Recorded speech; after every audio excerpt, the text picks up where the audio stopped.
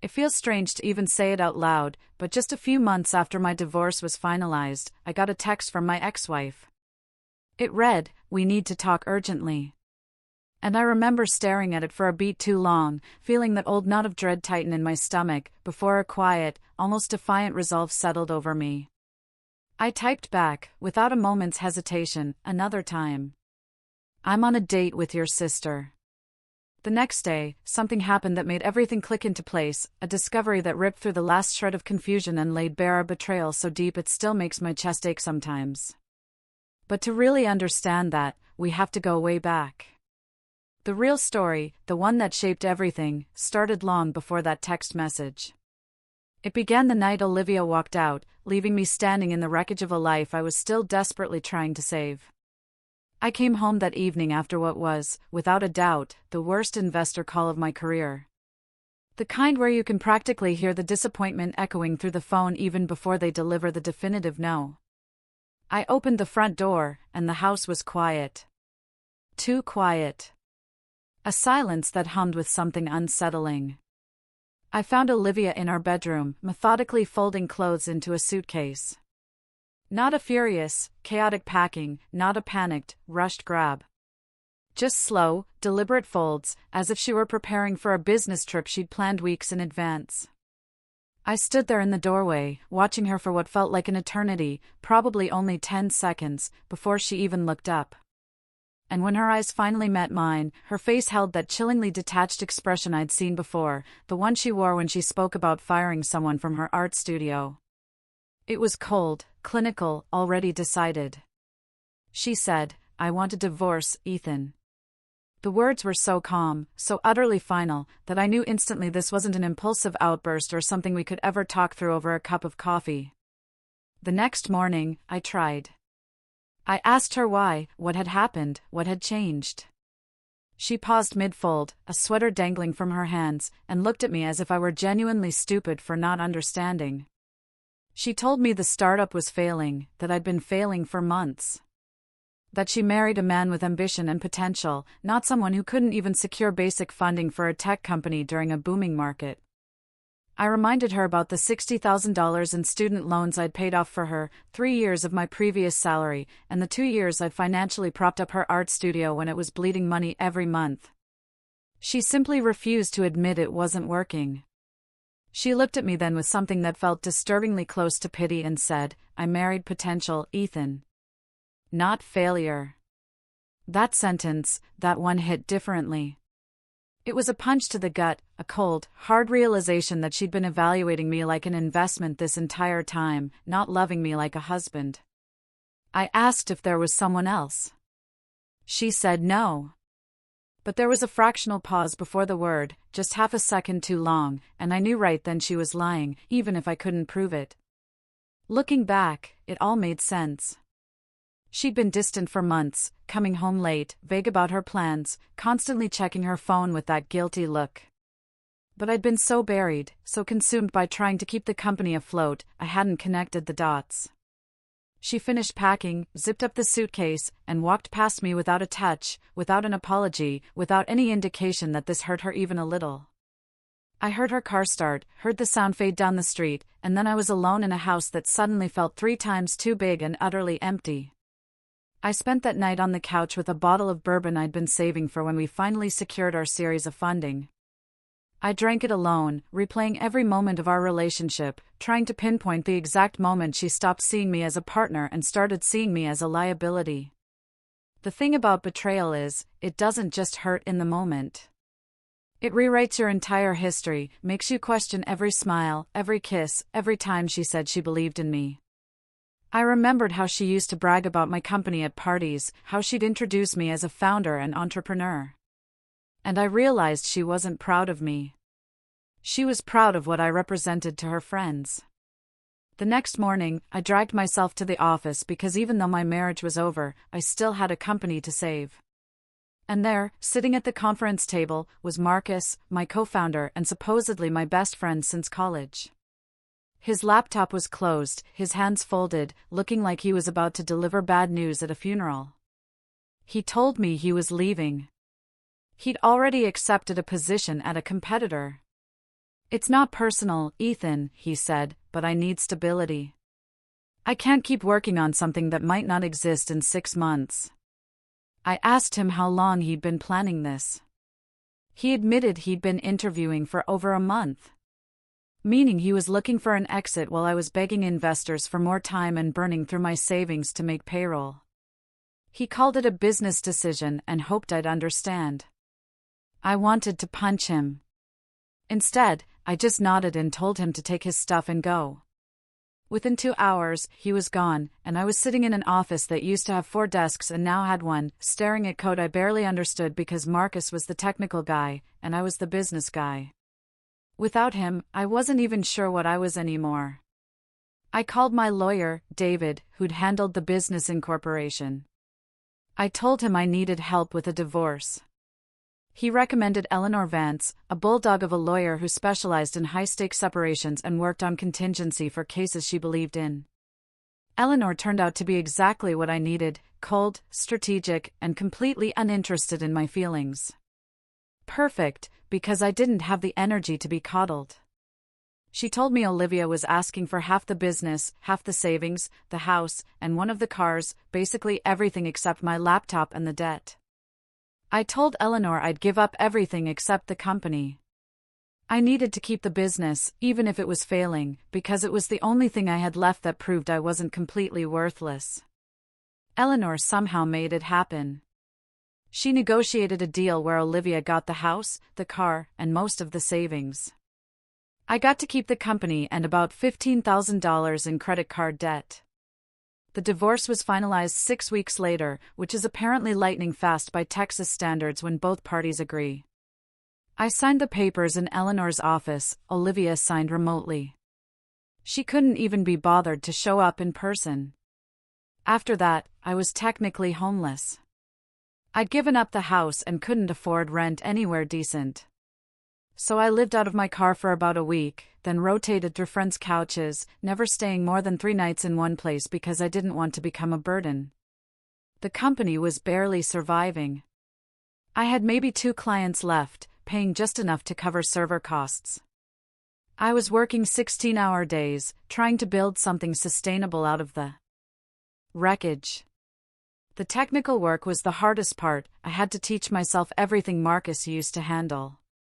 I spent nights watching coding tutorials and reading documentation until my eyes burned, outsourcing the truly complex stuff to freelancers on platforms like Upwork when I absolutely had to, which ate into what little profit I made. I stopped going to networking events. I couldn't stand the questions about how the business was doing or where Olivia was. And I definitely couldn't stand the pity in people's eyes when they figured out both answers. One night, I was sleeping in my car outside a coffee shop with free Wi-Fi, trying to finish a proposal due the next morning, when I got a text from Chloe, Olivia's younger sister. I'd always liked her, but we barely knew each other. Her text read, "Hey, I heard what happened, and I have a couch if you need one. No strings attached." I almost didn't respond. I figured Olivia had sent her to check on me, or to report back. But I was exhausted, desperate, and the offer sounded genuinely kind. I texted back, asking if she was sure. She sent me her address with a message that said, "Come over.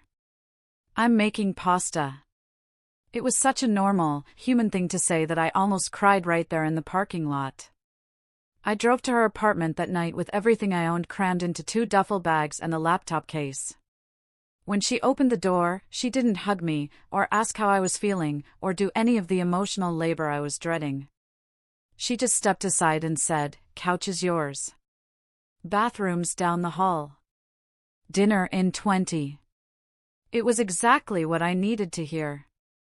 Living with Chloe felt weird at first. Not because she made it awkward, but because I kept waiting for the other shoe to drop. For her to ask for rent I couldn't pay, or tell me I needed to leave, or, worst of all, report back to Olivia about how pathetic I'd become. But none of that happened. After about a week, I realized she genuinely just wanted to help, with no agenda attached. Her apartment was small, maybe 800 square feet total, with 1 bedroom, 1 bathroom, and a living room that doubled as my bedroom once she cleared off the couch and brought out some spare blankets. The place always smelled faintly of cinnamon because she burned these cheap candles from the dollar store. And there were art supplies everywhere, half-finished paintings leaning against walls, sketchbooks piled on the coffee table, colored pencils scattered across every surface. She was an art teacher at a local high school, which meant she left early and came back around 4. We developed this rhythm. I'd work from her kitchen table during the day, and she'd cook dinner when she got home. Nothing fancy, just pasta or stir-fry or whatever she could make for under $10. We didn't talk much those first few weeks, not because things were tense, but because we were both naturally quiet people.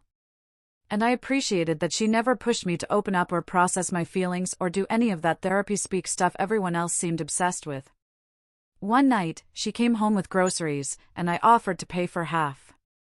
She looked at me like I'd said something ridiculous and told me, "This isn't charity, Ethan. This is life." I didn't fully understand it then, but I later realized she meant this was just how people were supposed to treat each other, without keeping score or expecting something in return. The company started turning around. Slowly. Painfully slowly. It felt like watching a plant grow where you can't see any progress day to day, but then you look back a month later and realize something has changed. I landed a new client through a cold email I sent at 2 in the morning when I couldn't sleep, a mid-sized company needing help streamlining their data management. I handled the strategy and client relations, outsourcing the heavy coding to an affordable freelancer I'd found. They paid up front, which meant I could finally buy groceries, contribute to the household, and pay my freelancer on time. Then I landed another client through a referral from the first one, then another. Suddenly, I wasn't just surviving anymore. I was building something real. Chloe would come home and find me still at the kitchen table, laptop open, coffee cup empty, and she'd just sit down across from me and sketch while I worked. Not saying anything, just being present in a way that made the apartment feel less empty. We started watching movies together on weekends, stupid action films and old comedies. And I realized I was laughing again, for the first time in months. Not forced laughter to be polite, but real laughter that came from somewhere genuine.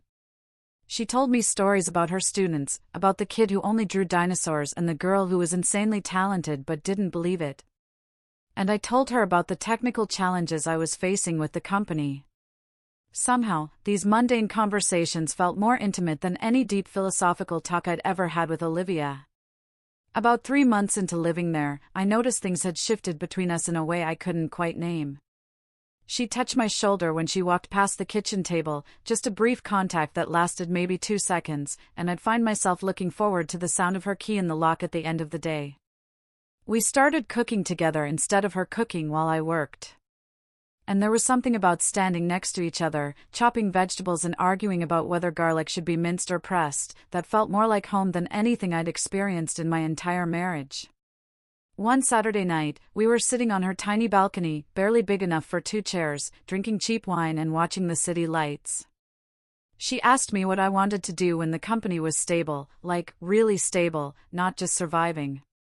I told her I wanted to hire a team again, build something that mattered, maybe work on projects that actually helped people instead of just making rich companies richer. She nodded and said she wanted to open a community art center someday, somewhere kids could come after school and just create without worrying about grades or college applications or any of that pressure. We sat there talking about these impossible dreams like they were actually possible. And at some point, I realized I'd stopped thinking about Olivia entirely. Whole days would go by where she didn't cross my mind even once.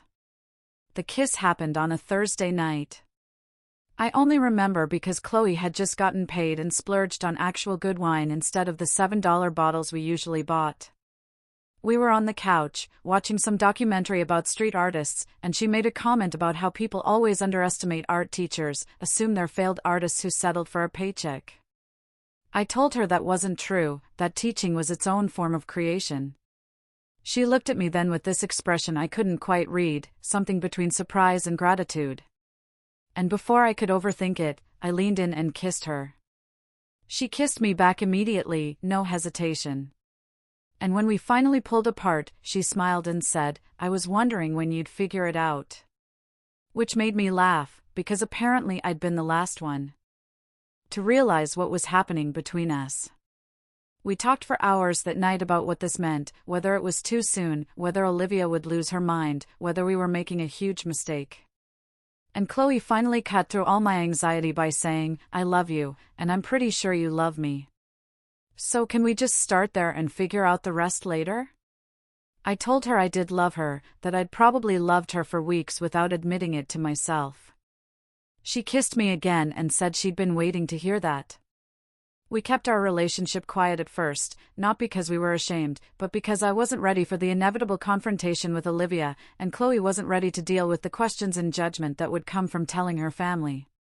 But we were happy, in a way that felt solid and real, not performative or dependent on external validation, just two people who genuinely enjoyed being around each other. The company hit a major milestone about a month later when I signed a contract with a client that would bring in 6 figures over the next year. Enough money that I could finally move out and get my own place. But when I mentioned it to Chloe, she looked almost hurt. I realized I didn't want to move out. This small apartment with its cinnamon candles and art supplies and shared meals had become more of a home than the house I'd given up in the divorce. We decided I'd stay, and we'd split rent officially, make it a real partnership instead of me crashing on her couch indefinitely. Things were finally stable, finally good, finally moving in a direction that felt right. And then one morning, I woke up to that text from Olivia, "We need to talk urgently." I stared at it for a solid minute, feeling my stomach drop. And then I looked over at Chloe, sleeping peacefully next to me, and remembered that Olivia didn't get to dictate my life anymore. I texted back, "Another time. I'm on a date with your sister," and turned off my phone. Chloe woke up a few minutes later and asked what I was smiling about. I showed her the message and watched her eyes go wide before she started laughing so hard she couldn't breathe. The next morning, Olivia showed up at Chloe's apartment unannounced. I realized she must have gotten the address somehow, probably from mutual friends, or by following one of us. I didn't know and didn't really care. I was making coffee in the kitchen when I heard the knock. 3 sharp raps that somehow sounded angry. Chloe opened the door before I could stop her. Olivia walked in and froze when she saw me standing there in sweatpants and one of Chloe's oversized hoodies. The look on her face was something between shock and rage, and something else I couldn't quite identify. She didn't yell or cry or make a scene. She just stood there, staring at both of us like we were strangers. Finally, she said she needed to talk to me alone. Chloe squeezed my hand and went into the bedroom, closing the door behind her.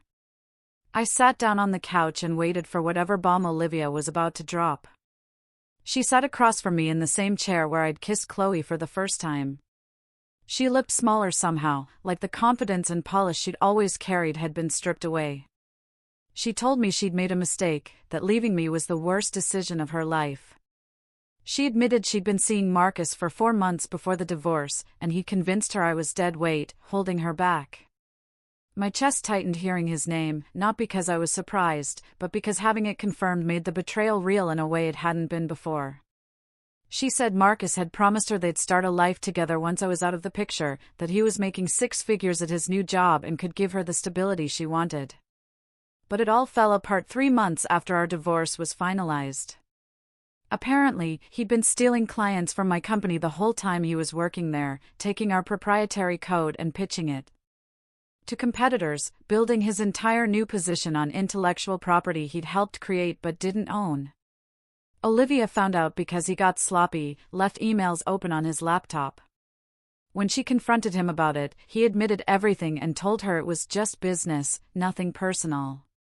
She said she felt sick realizing she destroyed our marriage for someone who turned out to be worse than anything she'd accused me of being. And now Marcus had dumped her because she was asking too many questions about his ethics, and he didn't need the liability. I sat there listening to all of this and felt absolutely nothing. No anger, no satisfaction, no vindication. Just a kind of hollow exhaustion that came from caring about someone who'd never really cared about you.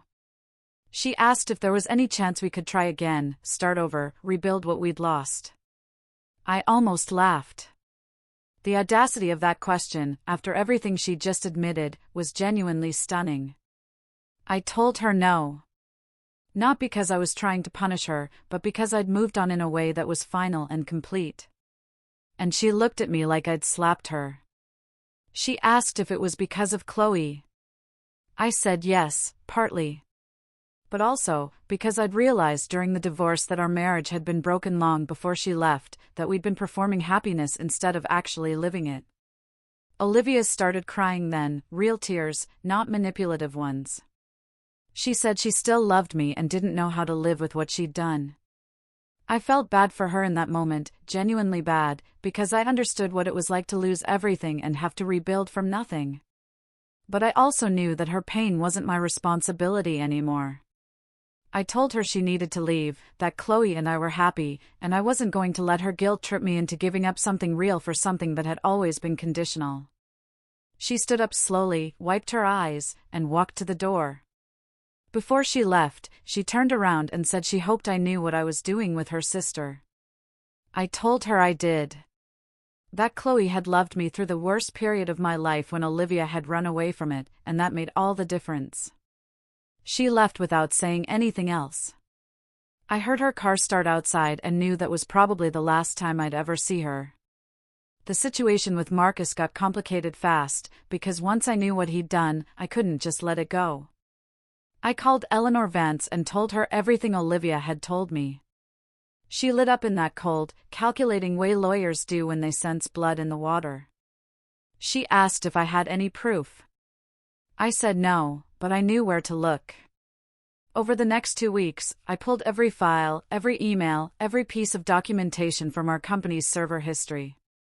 Eleanor brought in a forensic tech specialist who confirmed that Marcus had copied our entire codebase 3 days before he quit. We had timestamps showing he'd accessed the files at 2 in the morning when he thought no one would notice. We filed a lawsuit for theft of intellectual property and breach of contract. Marcus's new company settled within a month because they didn't want the publicity of a trial, especially once Eleanor made it clear we had ironclad evidence and she was prepared to make this as public and embarrassing as possible. The settlement was substantial enough to pay off all my debt and actually hire a small team. Part of the agreement included Marcus being terminated and barred from working in the tech industry for 5 years. Eleanor told me later that his reputation was destroyed, that word had spread through the industry about what he'd done, and he'd probably never work at that level again. I should have felt victorious, but mostly I just felt tired, like I'd spent so much energy on people who didn't deserve it. The company stabilized after that, not overnight, but gradually, in the way real success usually happens when you're not paying attention to it. I hired 2 developers and a project manager, moved into an actual office space instead of working from Chloe's kitchen table, and started taking on projects that actually interested me instead of just whatever paid the bills. Chloe and I moved into a bigger apartment together about 6 months after Olivia's visit, a 2-bedroom with a balcony that actually fit furniture, and a second room Chloe converted into a studio. We got engaged on the anniversary of the day I moved into her first apartment. I proposed with a ring I'd saved up for over 3 months. Nothing fancy, but something that felt right. Chloe finally told her parents about us a few weeks before the engagement, and while it was awkward at first, they came around once they saw how serious we were and how happy Chloe was. The wedding was small, just close friends and Chloe's parents and her students who'd shown up to celebrate. We didn't invite Olivia, because some bridges are better left burnt. I thought about her sometimes, wondered if she'd found whatever she was looking for. But those thoughts came less and less frequently, until they barely came at all. Chloe asked me once if I regretted anything. And I told her the only thing I regretted was not meeting her first, not having those years with her instead of Olivia. But she said everything happened the way it needed to, because otherwise we wouldn't have appreciated what we found. She was probably right about that. And standing there at our small wedding reception, watching her laugh with her students, I realized I'd gotten something Olivia had never understood, that real love wasn't about potential or status or what someone could do for you. It was about showing up when things were hard, and staying when it would be easier to leave. What do you think was the biggest lesson I learned from all of this?